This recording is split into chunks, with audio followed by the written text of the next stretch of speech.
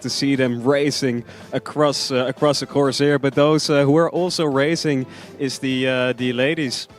The Coxless 4 that is creeping towards us, but still Okeanos in the lead, and we're gonna see whether they can hold up this lead for the rest of the race. But it all comes down to the sprint, of course, in the end.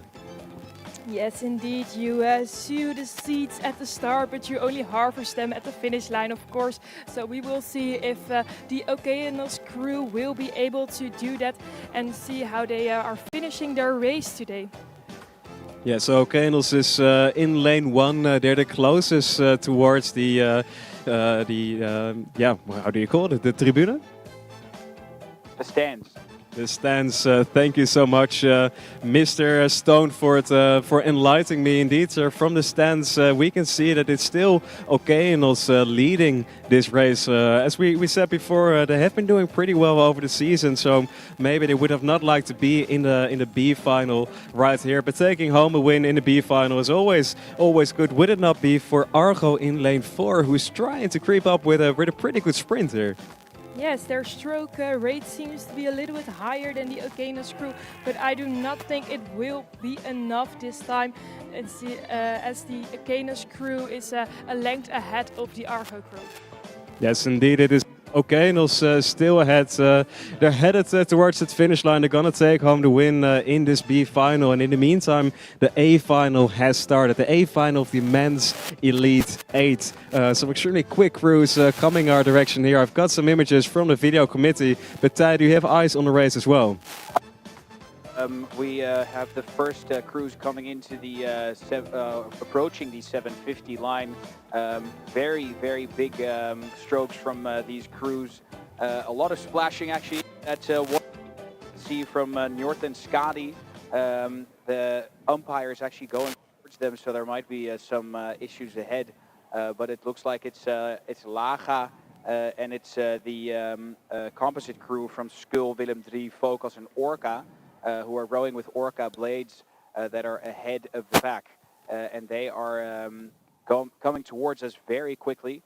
I'm actually missing one of those rainbow combinations. There's no very obscure combinations in this field as of yet.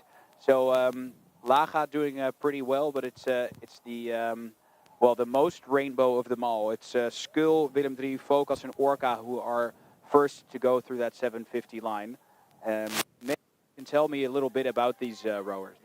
Yeah, so indeed, it is this composite crew that is going fastest with all the rainbow colors. Yeah, quite often it's just a bunch of guys who want to have fun here on the water. They start in the men's elite 8 just for fun to see whether they can take home an extra win on the weekend like this. And indeed, we can see some strong rowers. For example, the stroke of this composite crew is Lucas Giberts, who has won several races actually this year in different kinds of boats, mostly in the 4, but now he's stroking this 8 and stroking it very successfully, because Laga was just earlier just on their tail, is really dropping behind actually, and we're gonna have to look across the course for another competitor for the win in this 8 final. It looks to me that it's the Theta Sarasota combination. There's one man, Willem Drescher, from the rowing club Sarasota, and I will look up where this club actually is. Yeah, in Sarasota, I would think. So it is indeed that Theta Sarasota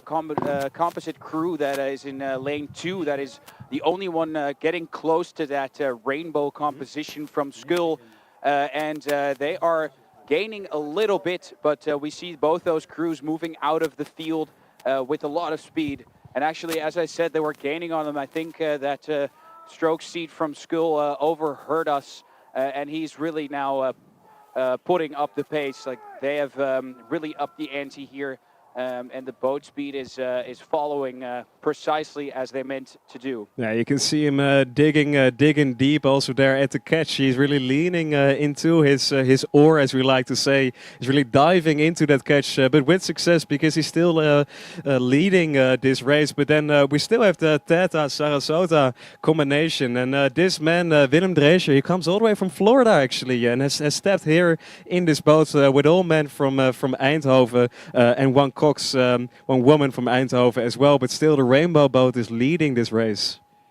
Yeah, they are, and as you said, he's really not leaving anything to chance. This man is putting up a brutal pace for this 8 and 7 rowers behind him, following very closely. It's he is leaning into the catch a lot, which we do see from Skull, especially from the stroke seats at Skull.